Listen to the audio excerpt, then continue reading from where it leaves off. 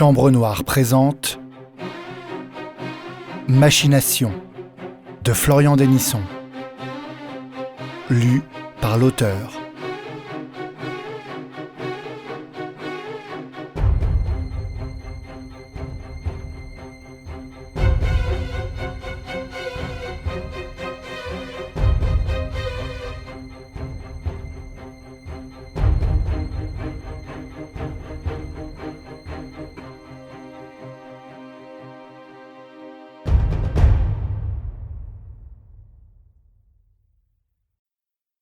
Épisode 2.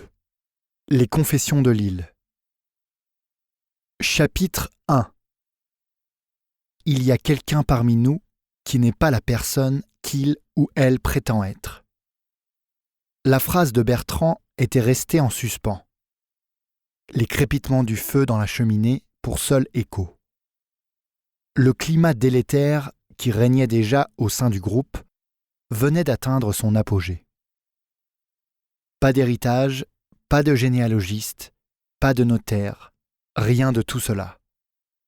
Mais pourquoi étaient-ils tous là, coincés sur cette île, déplorant déjà 2 morts? Qu'est-ce qui les avait tous poussés à se jeter dans la gueule du loup sans même prendre le temps de la réflexion? L'appât du gain? La cupidité? Ou bien la promesse d'un peu de piment dans une vie terne, évoluant au rythme du train-train quotidien? Chacun avait sa propre réponse, mais tous avaient cédé à une panique qu'ils tentèrent de dissimuler après l'annonce de Bertrand. « Vous venez de lâcher une vraie bombe, Bertrand. J'espère que vous en êtes conscient. » lâcha Naïma. « J'ai bien cru qu'Hugo allait me frapper avec le tisonnier. Je n'avais pas vraiment le choix, » répondit-il, toujours en proie à la peur. Hugo, hébété, jeta un regard sur son arme de fortune et décida d'apaiser les tensions en la reposant à sa place. Le combat se ferait verbalement désormais. Il avait trop de questions qui tourbillonnaient dans sa tête. « Quelque chose m'intrigue, » dit Hugo posément. « Si vous savez qu'un imposteur se cache parmi nous, pourquoi n'êtes-vous pas en mesure de le démasquer ? J'en ai été informé juste avant que vous ne posiez tous le pied sur l'île. Sinon, j'aurais annulé toute l'opération. » « Vous avez réponse à tout, Bertrand, » trancha Naïma. Le faux généalogiste soupira, laissant un nouvel espace de parole à la journaliste. « C'est donc bel et bien confirmé. Il y a un meurtrier parmi nous. » Eugénie, qui n'avait rien dit jusqu'alors, se mêla à la discussion qui avait tout l'air d'un interrogatoire. « C'est pour nous éliminer un par un que vous nous avez tous fait venir ? Pourquoi nous ? Qu'est-ce qu'on a de si particulier qui mérite qu'on soit parqué sur cette île de malheur à se faire trucider comme de vulgaires pions ? » « Bien parlé, » conclut Hugo. « Répondez, Bertrand. Notre patience a des limites. Je pense que vous commencez à le sentir. » L'interrogé se releva lentement, puis soupira. « Si je vous explique pourquoi vous êtes ici, alors l'imposteur aura la réponse à ce qu'il cherche, et nous n'aurons plus aucune utilité pour lui. Nous sommes en vie parce que je me tais. » « C'est assez commode, » trancha Naïma. « Je suis épuisé de me battre contre votre silence. Mais je m'interroge comme Hugo. Je ne comprends pas pourquoi vous n'êtes pas en mesure de démasquer l'imposteur. Vous savez bien qui vous avez convoqué ici, non ? Ou alors vous avez fait ça au hasard ?» L'éventualité d'un tirage au sort avait effleuré l'esprit d'Hugo. Mais Bertrand avait toujours parlé en des termes qui venaient contredire cette théorie. Pour le jeune ingénieur, il ne faisait aucun doute que chacun était la pièce d'un puzzle dont il ignorait le dessin final. « Je ne peux évidemment pas répondre à cette question sans compromettre les raisons de votre présence ici. Mais je peux simplement vous dire que je ne connaissais le visage d'aucun d'entre vous, à part une personne, » répondit Bertrand. « Et c'est qui ? » demanda la journaliste. « C'est vous, Naïma. » Elle pouffa, tourna les talons en direction des escaliers menant à l'étage. « C'est trop facile, Bertrand, trop facile. Je suis sûrement celle qui est la plus proche du but. Je vous assaille de questions, je vous tiens tête sans cesse, je suis votre plus fervente opposante, et là, comme ça, devant tout le monde, vous révélez que je suis la seule dont vous êtes certain de l'identité. Autant directement dessiner une cible sur mon dos. Franchement, merci pour le cadeau empoisonné. Sur ce, je vais me coucher et m'enfermer à double tour dans ma chambre, car je ne fais confiance à aucun d'entre vous. » Eugénie, les yeux pétillants de fatigue, lui emboîta le pas.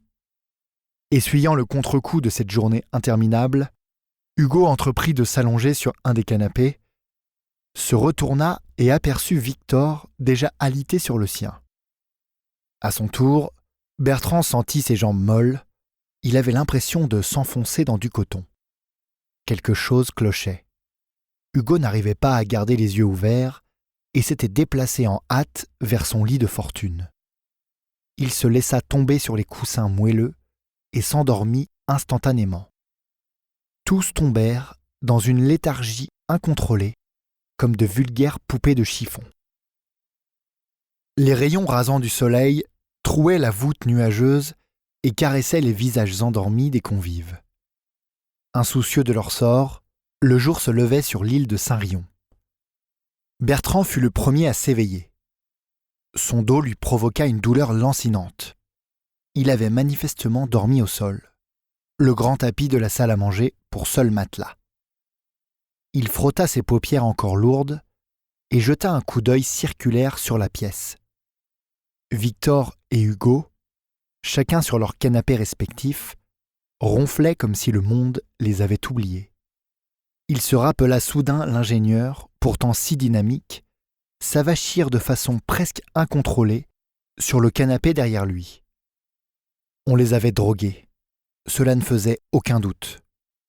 Sa tête pivota sur la gauche et il balaya des yeux l'objet du délit. Une théière et 5 tasses. Tout le monde avait bu la veille et tous s'étaient fait happer par le sommeil à peu près au même moment. Soudainement pris de panique, il se rua à l'étage plus lentement qu'il ne l'avait espéré, les jambes encore ankylosées par cette nuit chimiquement induite. Il approcha de la chambre d'Eugénie et frappa à la porte vigoureusement.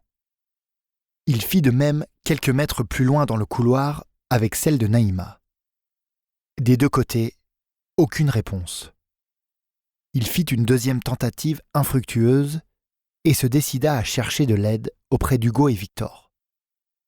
Tirés de leur léthargie, les deux hommes eurent tout d'abord du mal à comprendre la situation et à revenir à la réalité.